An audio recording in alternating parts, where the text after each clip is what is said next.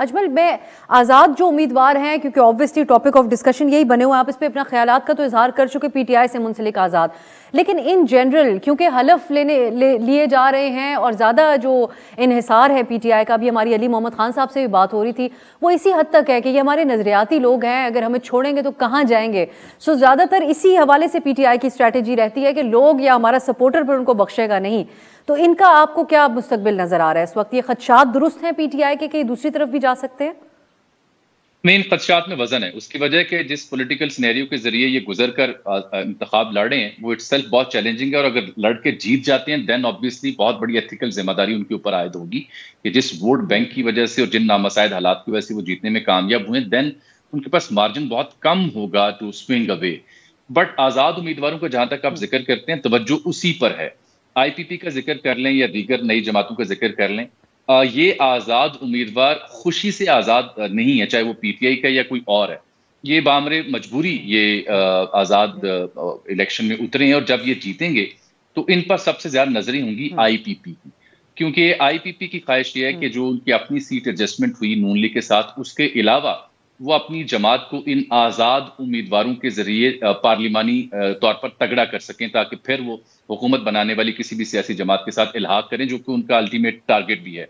जहां तक मैं आईपीपी की बात करूं, उसकी वजह यह है कि इफ यू रिमेंबर करेक्टली 2018 से पहले भी, इलेक्शन के बाद भी, ये जहांगीर तरीन साहब भी हुआ करते थे, या उनका मशहूर जमाना वो जट हुआ करता, जिसकी तस्वीरें हम उस वक्त के पीटीआई के नए नए शामिल होने वालों की सूरत में देखते थे। So he will be in action again to bring them on board. तो उनकी नजर इन आजाद उम्मीदवारों के बड़े चंक पर होगी कि इनमें से अक्सरियत हमें ज्वाइन करे, ताकि हमारी पार्लिमानी स्ट्रेंथ तगड़ी हो और फिर वो गवर्नमेंट में किसी के साथ इलाहा कर सकें। But one more thing, PTI के जितनी भी प्रॉब्लम्स हैं वो अपनी जगह, एक क्रेडिट उन्हें दीजिए कि उनकी जो डिजिटल और सोशल मीडिया टीम है, या उनकी जो भी सोचने वाले समझने वाले दिमाग बैठे हुए हैं, उन्होंने मेक श्योर किया है कि उनका जो शहरों में जो वोटर है बिलखुसूस, उसको दिक्कत ना हो ये जानने में कि कौन सा उम्मीदवार है जो इमरान खान का नॉमिनेटेड है और इमरान खान के साथ खड़ा है और जो हमारी पार्टी की तर्जुमानी कर रहा है। चाहे वो उनके मैसेज का सिस्टम हो, चाहे उनका फेसबुक पेज हो, चाहे उनके व्हाट्सएप ग्रुप्स हों, या चाहे उनकी सोशल मीडिया कैंपेन हो, जो इनेबल कर रही है एक आम वोटर को टू अंडरस्टैंड कि मैंने कहाँ वोट डालना है अगर मैं पीटीआई का हूं।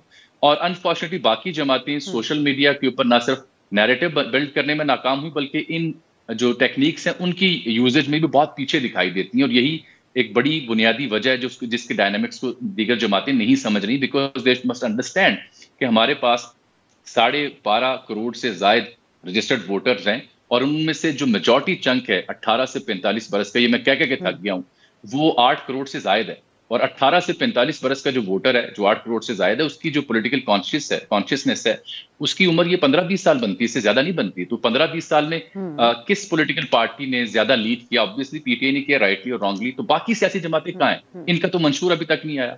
इनके मंशूर में यूथ कहाँ है? इनके मंशूर में